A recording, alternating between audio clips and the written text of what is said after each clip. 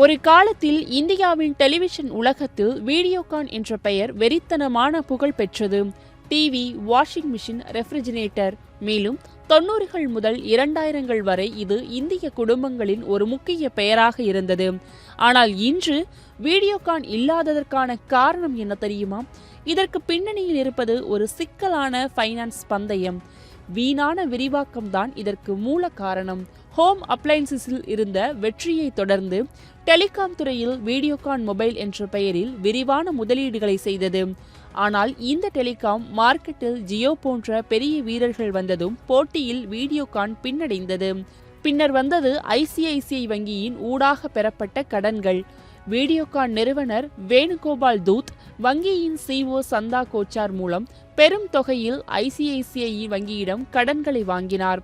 ஆனால் இது நேர்மையான வணிகமாக இல்லாமல் பரஸ்பர நலன்கள் அடிப்படையில் நடந்ததாகவும் பத்திரிகைகள் மற்றும் அரசு விசாரணைகள் மூலம் தெரிய வந்தது.